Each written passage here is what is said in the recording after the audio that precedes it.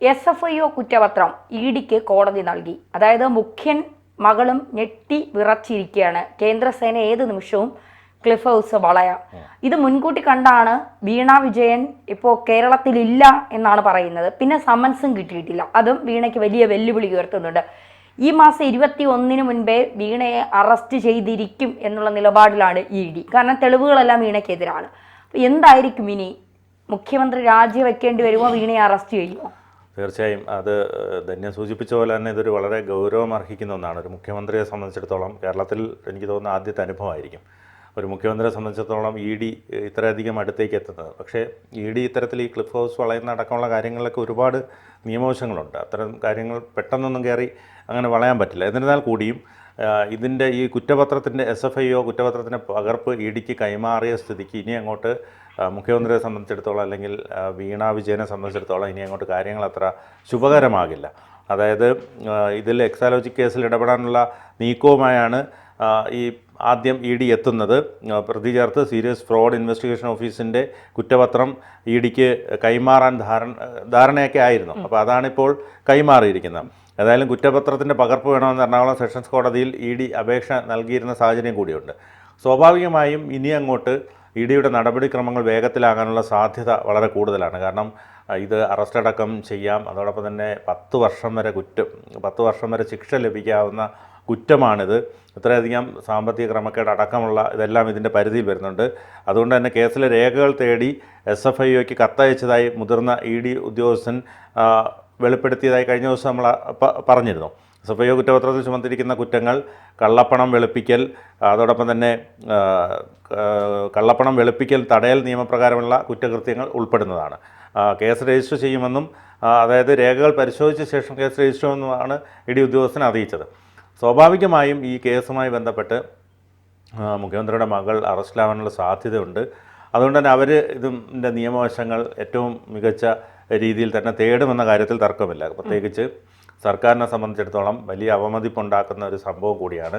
സർക്കാരിൽ അതായത് ഇവരുടെ ഇടതു മുന്നണിയിലെ CPI വലിയ എതിർപ്പാണ് ബിനോയ് വിശ്വം അടക്കം ഇക്കാര്യത്തിൽ പറഞ്ഞിരിക്കുന്നത്.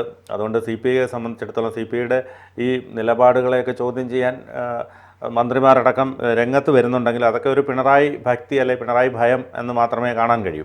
എന്തെങ്കിലും ഒരു അവസ്ഥയിലേക്ക് കാര്യങ്ങൾ എത്തിക്കഴിഞ്ഞാൽ, അതായത് ഈ പറയുന്നത് പോലെ ഇഡി മുഖ്യമന്ത്രിയുടെ മകളെ അറസ്റ്റ് ചെയ്യുന്നു, അല്ലെങ്കിൽ മുഖ്യമന്ത്രിക്കടക്കം ഇതിനകത്ത് പങ്ക് അല്ലെങ്കിൽ അങ്ങനെയൊക്കെയുള്ള കാര്യങ്ങളിലേക്കൊക്കെ കാര്യങ്ങൾ എത്തിക്കഴിഞ്ഞാൽ സ്വാഭാവികമായും ഇടതുമുന്നണിയെ സംബന്ധിച്ചിടത്തോളം CPMനെ സംബന്ധിച്ചിടത്തോളം CPIയുടെ സമ്മർദ്ദമേറും. മുഖ്യമന്ത്രിക്ക് രാജിവെക്കേണ്ട സാഹചര്യം വരും. അങ്ങനെ ഒരു സാഹചര്യം വന്ന് മുഖ്യമന്ത്രി ദുർബലനായാൽ ഈ പറയുന്ന പുറത്ത് നിൽക്കുന്ന പലരും മുഖ്യമന്ത്രിക്കെതിരാണ്. ഈ മുന്നണിയിലുള്ള, അതായത് നമ്മൾ വിചാരിക്കും UDFിലുള്ളവർക്കാണ് മുഖ്യമന്ത്രിയുടെ എതിരെന്ന്. ഈ മുന്നണിയിലുള്ള മന്ത്രിമാരടക്കം അല്ലെങ്കിൽ സാധാരണ അണികൾക്ക് പോലും മുഖ്യമന്ത്രിയോട് വിരോധമായി മാറി. കാരണം കമ്മ്യൂണിസത്തെ മുഴുവൻ മാറ്റി എഴുതിയൊരു വ്യക്തിയാണ്. സ്വാഭാവികമായും അതുകൊണ്ട് തന്നെ ഇത്തരത്തിലൊരു അവസ്ഥയിലേക്ക് മുഖ്യമന്ത്രി പിണറായി വിജയൻ എത്തേണ്ടി വന്നാൽ ഈ പുറത്ത് നിൽക്കുന്നവരെല്ലാം ശക്തി പ്രാപിക്കും. സ്വാഭാവികമായും ഇപ്പോൾ MA ബേബി അടക്കം മുഖ്യമന്ത്രിക്ക് വിധേയനായി നിൽക്കുകയാണ്. പാർട്ടിയുടെ ജനറൽ സെക്രട്ടറിയാണ്. നമുക്കറിയാം എപ്പോഴും CPMനെ സംബന്ധിച്ചിടത്തോളം പാർട്ടി സെക്രട്ടറിയാണ് പവറുള്ളത്. നമുക്ക് പക്ഷേ ഇപ്പോൾ ഒരു പാർട്ടി സെക്രട്ടറി ഉണ്ട്, ഗോവിന്ദ മാഷ്. ഒരു കാര്യമില്ല. അത് കാരണം എന്ന് പറഞ്ഞാൽ എവിടെയാണോ പിണറായി, ഇപ്പോൾ പിണറായി ഒരു മുഖ്യമന്ത്രിയാണെങ്കിൽ മുഖ്യമന്ത്രിക്കാണ് പവർ, പിണറായി പാർട്ടി സെക്രട്ടറി ആണെങ്കിൽ പാർട്ടി സെക്രട്ടറിക്കാണ് പവർ, അല്ലെങ്കിൽ പിണറായി വേറെന്തെങ്കിലും ഒരു പദവിയിലിരിക്കുകയാണെങ്കിൽ, അതായത് പിണറായി വിജയനിൽ അധിഷ്ഠിതമായി CPM മുന്നോട്ട് പോയിക്കൊണ്ടിരിക്കുകയാണ്. അതല്ലേ ഒരു ജനറൽ സെക്രട്ടറിക്ക് പോലും കേരള മുഖ്യമന്ത്രിക്ക് വിധേയനായി നിൽക്കേണ്ടി വരിക എന്ന് പറഞ്ഞാൽ അതിൽ പരം പാർട്ടിക്ക് വരാനില്ല. അതുമാത്രമല്ല MA ബേബി പോലൊരാളല്ലാതെ മറ്റാരും ആ ഒരു യോഗ്യത ഇല്ലാത്തതുകൊണ്ട്, വയസ്സൊക്കെ കടന്നു പോയതുകൊണ്ട്, അല്ലെങ്കിൽ എന്തെങ്കിലും ഒരു വഴി കുത്തിത്തിരിപ്പുണ്ടാക്കാൻ പറ്റുമായിരുന്നെങ്കിൽ MA ബേബിയെ മാറ്റിയിട്ട് വേറെ ആരെങ്കിലും പിണറായി വിജയൻ പ്രതിഷ്ഠിക്കുമായിരുന്നു. പക്ഷേ വേറെ ഒരു മാർഗ്ഗവുമില്ല. ഇനി MA ബേബിയെ അല്ലെങ്കിൽ പിന്നെ പാർട്ടിക്ക് ജനറൽ സെക്രട്ടറി ഇല്ലാതെ പോകേണ്ടി വരുമെന്നൊരു അവസ്ഥ വന്നതുകൊണ്ട് മാത്രമാണ് ഇത്തരത്തിൽ സമ്മതിച്ചത്. പക്ഷേ ഈ പറഞ്ഞതുപോലെ ജയലളിത ജയിലിലായപ്പോൾ പനീർ സെൽവത്തെ മുഖ്യമന്ത്രിയെ കൂടിയിരുത്തിയേക്കുന്നത് പോലെ കസേരയിൽ നിയന്ത്രിക്കുന്ന മുഴുവൻ നിയന്ത്രിക്കുന്ന മുഴുവൻ പിണറായി വിജയനാണ്. അപ്പോൾ ഈ മൻമോഹൻ സിംഗ് ഭരിച്ചപ്പോൾ സോണിയാഗാന്ധി ചെയ്തതുപോലെ. അപ്പോൾ അത്തരത്തിൽ ഏതായാലും ഇത് ഈ പറഞ്ഞതുപോലെ നമ്മൾ തമാശ രൂപത്തിൽ പറയുന്നുവെങ്കിലും ഇത് ഒരുപാട് ഗൗരവം അർഹിക്കുന്ന ഒന്നാണ്. കാരണം കേരളത്തെ സംബന്ധിച്ചിടത്തോളം, കേരളത്തിൻ്റെ ഒരു മുഖ്യമന്ത്രിയെ സംബന്ധിച്ചിടത്തോളം അദ്ദേഹത്തിൻ്റെ മകളുമായി ബന്ധപ്പെട്ട് വന്നിരിക്കുന്നൊരു കേസാണ്. അതൊരു നിസ്സാരമായി നമുക്ക് തള്ളിക്കളയാൻ പറ്റത്തില്ല. അതുമാത്രമല്ല അദ്ദേഹം മകളെ തള്ളിപ്പറയുന്നുമില്ല. നിയമസഭയിലടക്കം മാത്യു കുഴൽനാടനടക്കം ഇതെല്ലാം ഉന്നയിക്കുമ്പോൾ അദ്ദേഹം അസഹിഷ്ണുത പ്രകടിപ്പിക്കുകയാണ്, പലപ്പോഴും ക്ഷുഭിതനാവുന്നു. മാധ്യമപ്രവർത്തകർ ഇതുമായി ബന്ധപ്പെട്ട ചോദ്യങ്ങൾ ചോദിക്കുമ്പോൾ ഇദ്ദേഹം വളരെ വൈകാരികമായി പ്രതികരിക്കുന്നു. സ്വാഭാവികമായും മുഖ്യമന്ത്രിയെ സംബന്ധിച്ചിടത്തോളം ഇത് അത്ര പെട്ടെന്ന് മാറാൻ കഴിയില്ല. ഇപ്പോൾ കോടിയേരി ബാലകൃഷ്ണനെയൊക്കെ സംബന്ധിച്ച് പറയുകയാണെങ്കിൽ അദ്ദേഹം പറയും ഞാൻ മാറി നിൽക്കാം എന്ന് പറയുന്നൊരു സാഹചര്യം ഉണ്ടായിട്ടുണ്ട്. പക്ഷേ ഇവിടെ അതൊന്നും നടക്കുമെന്ന് തോന്നുന്നില്ല. കാരണം അദ്ദേഹത്തിന് പദവിയും വേണം, വയസ്സ് പ്രശ്നമല്ല, എന്തും പ്രശ്നമല്ലാത്ത ഇതാണ്. ഏതായാലും ആദായ നികുതി വകുപ്പ് നടത്തിയ പരിശോധനയിലും ഇതിന് ശേഷം നടന്ന ഇൻ്ററിം സെറ്റിൽമെൻറ്റ് ബോർഡിൻ്റെ തീർപ്പിലും 1.72 കോടി രൂപ വീണയും കമ്പനിയും സേവനം നൽകാതെ കൈപ്പറ്റിയെന്നായിരുന്നു കണ്ടെത്തൽ. അതായത് വീണയ്ക്കും കമ്പനിക്കും രാഷ്ട്രീയ നേതാക്കൾക്കുമെല്ലാം ഇത്തരത്തിൽ പണം നൽകിയതടക്കം സ്വകാര്യ കരിമണൽ കമ്പനിയായ CMRL 197.7 കോടിയുടെ വെട്ടിപ്പ് നടത്തിയെന്നാണ് അന്വേഷണത്തിലെ കണ്ടെത്തൽ. ഇത് മാത്രമല്ല, SFIO നടപടികളെ ഡൽഹി ഹൈക്കോടതി തടയാത്ത സാഹചര്യത്തിൽ വീണ വിജയന് തുടർന്നുള്ള ദിവസങ്ങളേറെ നിർണായകമാണ്. ഈ മാസം 21-ന് കേസ് വീണ്ടും ഡൽഹി ഹൈക്കോടതി പരിഗണിക്കും. അതിനു മുൻപ് തന്നെ വീണയ്ക്കെതിരെ നടപടി എടുക്കുവാനുള്ള സാധ്യതയാണ് ED തേടുന്നത്. ഇതിനു മുൻപ് EDക്ക് കുറ്റപത്രം കിട്ടുന്നത് വീണയുടെ അതിവേഗ അറസ്റ്റിനു പോലും കളമൊരുക്കും. ഡൽഹിയിലെ ഉന്നതരുടെ അനുമതി വാങ്ങിയാകും ഇത്തരം നടപടികൾ ഉണ്ടാവുക. മധുരയിൽ CPM പാർട്ടി കോൺഗ്രസിൽ പങ്കെടുക്കാനായി ഭർത്താവ് മന്ത്രിയുമായ മുഹമ്മദ് റിയാസിനൊപ്പം വീണയും പോയിരുന്നു. അന്ന് തഞ്ചാവൂർ ക്ഷേത്ര ദർശനമൊക്കെ നമ്മൾ കണ്ടു. മച്ചി രക്ഷിക്കണേ എന്ന് പറഞ്ഞ് കാലിൽ കിടന്ന് നടക്കണേക്കെ. എറണാകുളം അഡീഷണൽ സെക്ഷൻസ് കോടതിയിൽ ED special public prosecutor MJ Santhosh മുഖേനയാണ് കുറ്റപത്രത്തിനായി അപേക്ഷ നൽകിയത്. ഇതാണ് അംഗീകരിക്കപ്പെട്ടത്. 1 വർഷം മുൻപാണ് സാമ്പത്തിക ഇടപാടുകളുടെ പേരിൽ ED CMRLന് നോട്ടീസ് നൽകിയതും ശശിധരൻ കർത്തയുടെ വീട്ടിലെത്തി മൊഴിയെടുത്തതും. CMRL ഉദ്യോഗസ്ഥരിൽ നിന്നും മൊഴിയെടുത്തിരുന്നു. അതുകൊണ്ട് തന്നെ പുതിയ കേസെടുക്കാതെ തന്നെ നടപടികൾ തുടരാൻ EDക്ക് സാധിക്കും. മാത്രമല്ല, ഇതിനൊപ്പം CMRL കേസിൽ മുൻപ് രജിസ്റ്റർ ചെയ്ത ECIR റദ്ദാക്കി കുറ്റപത്രത്തിന്റെ അടിസ്ഥാനത്തിലുള്ള അന്വേഷണം എന്ന നിലയിൽ പുതിയ കേസ് രജിസ്റ്റർ ചെയ്യാനും ആലോചനകൾ സജീവമാണ്. വീണ വിജയനെതിരെ തെളിവുകൾ വിലയിരുത്തിയാകും ഇതിൽ തീരുമാനമെടുക്കുക. കുറ്റപത്രം പരിശോധിച്ച ശേഷം വീണ വിജയൻ അടക്കം ചോദ്യം ചെയ്യാനാണ് ED നീക്കം. സമയം കളയാതെ കുറ്റപത്രം കൈപ്പറ്റി തുടർ നടപടികൾ വേഗത്തിലാക്കുകയാണ് EDയുടെ ലക്ഷ്യം. SFIയുടെ അന്വേഷണത്തിൽ കമ്പനി കാര്യ ചട്ടത്തിലെ 447 വകുപ്പ് പ്രകാരം ക്രമക്കേട് നടന്നുവെന്നാണ് കണ്ടെത്തിയത്.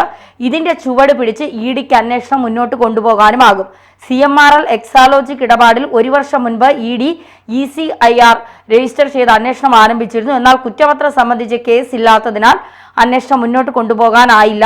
SFIO അന്വേഷണത്തിൽ വഞ്ചനാ കുറ്റം കണ്ടെത്തിയതോടെ ഈ പ്രതിസന്ധിയും EDക്ക് ഒഴിഞ്ഞു. അതായത് എല്ലാ പ്രതിസന്ധികളും മറികടന്ന് ED ലക്ഷ്യസ്ഥാനത്തിലേക്ക് അടുക്കുകയാണ്. ഇനി ഒരു മുഖ്യമന്ത്രിയുടെ മകളെ അറസ്റ്റ് ചെയ്യുമ്പോഴോ ചോദ്യം ചെയ്യാൻ വിളിക്കുമ്പോഴോ ഉണ്ടാകുന്ന കുറച്ച് നിയമവശങ്ങൾ നടപടികളൊക്കെ ഉണ്ടല്ലോ. അപ്പോൾ മുഖ്യമന്ത്രിയുടെ മകളാണെങ്കിലും സാധാരണ ഒരു വോട്ടവകാശമുള്ള പൗരയാണ് വീണയും. സാധാരണ ആളുകളെ പോലെയാണ്. പ്രത്യേകിച്ച് പിന്നെ എന്താ പറയുക, ഇന്ത്യ മഹാരാജ്യത്തെ എല്ലാവർക്കും ഒന്ന് തന്നെയാണ്, നിയമമല്ല എല്ലാവർക്കും ഒരുപോലെ. പിണറായിയുടെ മകളെന്ന് പറഞ്ഞിട്ട് ഒന്നും ചെയ്യാൻ പറ്റില്ല. അപ്പൊ വീണ ഏത് നിമിഷം വേണമെങ്കിലും പിണറായി വിജയനെ ചോദ്യം ചെയ്യാൻ അറസ്റ്റ് ചെയ്യാനാണെങ്കിൽ കുറച്ചുകൂടി നിയമവശങ്ങൾ തേടേണ്ടി വരും അല്ലേ, ഒരു മുഖ്യമന്ത്രി എന്ന നിലയിൽ. വീണ വിജയനെ അങ്ങനെയല്ല. വീണ ഒരു മന്ത്രിയുടെ ഭാര്യയും മുഖ്യമന്ത്രിയുടെ മകളുമാണ്. എങ്കിൽ പോലും ഒരു സാധാരണ പൗരയാണ് വീണ എന്ന് പറയുന്നത്. അതുകൊണ്ട് തീർച്ചയായിട്ടും വീണയുടെ അടുത്ത് എത്താൻ ഇനി EDക്ക് കടമ്പകളൊന്നുമില്ല. വീണ ഇനി ഇപ്പോൾ മുൻകൂർ ജാമ്യത്തിനായിരിക്കാം കേരളത്തിൽ നിന്ന് വിട്ടു നിൽക്കുന്നത്. ജാമ്യം കിട്ടിയതിന് ശേഷം തിരിച്ചു വരാം എന്നുള്ള രീതിയായിരിക്കാം. ചിലപ്പോൾ ജാമ്യം കിട്ടുമായിരിക്കാം. ഇല്ലെങ്കിൽ വീണയെ ചോദ്യം ചെയ്യാൻ നിയമവൃത്തങ്ങൾ നൽകുന്ന സൂചന അനുസരിച്ച് ഒരുപാട് നൂലാമാലങ്ങൾ ഇതിനകത്തുണ്ട്. 2024 ജനുവരിയിലാണ് കമ്പനിക്കാരെ അന്വേഷിക്കുന്ന ഏറ്റവും വലിയ ഏജൻസിയായ SFIO ഇതിൻ്റെ അന്വേഷണം ഏറ്റെടുത്തത്. അതായത് ഇത് SFIO എടുക്കുന്ന കേസുകൾ സംബന്ധിച്ചുള്ള ഒരു മുൻപരിചയം കുറേയധികം വേണ്ടി വരും. അതുകൊണ്ട് തന്നെ ഇതിലേത് തരത്തിലായിരിക്കും നടപടി എന്നുള്ളതും കുറേയേറെ പ്രിപ്പയർ ചെയ്യേണ്ട നിയമവൃത്തങ്ങൾ അത്തരത്തിലുള്ള സൂചനകളാണ് നൽകുന്നത്. അതും ബിനു, ഇതിൽ SFIO കുറ്റപത്രം സമർപ്പിച്ചപ്പോൾ വീണ പ്രതിയും 10 വർഷം വരെ തടവ് കിട്ടാവുന്ന കുറ്റവും അതിൽ ചുമത്തിയിട്ടുണ്ട്. അപ്പോൾ EDക്ക് എന്തായാലും ഇനി ഉന്നതങ്ങളിൽ നിന്ന് വന്നാൽ പോലും ചോദ്യം ചെയ്യാതിരിക്കാൻ കഴിയില്ല. അത് പിന്നെ CPM BJP ഒരു അന്തർധാര സജീവമായി നിലനിൽക്കുന്നുണ്ട് എന്നുള്ള വലിയ വാദങ്ങൾ ഇവിടെ ഉണ്ടാകും. അതുകൊണ്ട് അത്തരത്തിൽ ഒരിക്കലും അറസ്റ്റ് ചിലപ്പോൾ ഒഴിവാകുമായിരിക്കും. കോൺഗ്രസ് ഉയർത്തുന്ന ഇതാണ് വലിയ കാര്യമില്ല. കമ്പനികാര്യ നിയമത്തിലെ 447 വകുപ്പ് അനുസരിച്ചുള്ള കുറ്റമാണ് വീണയുടെ പേരിൽ ചുമത്തിയിട്ടുള്ളത്.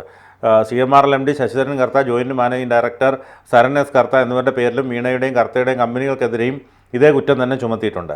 10 വർഷം വരെ തടവും തട്ടിപ്പിലൂടെ നേടിയ പണത്തിന് തുല്യമോ അതിൻ്റെ 3 ഇരട്ടി വരെയോ പിഴയും ചുമത്താവുന്ന കുറ്റമാണ് വീണയുടെയും കർത്തയുടെയും പേരിലുള്ളത്.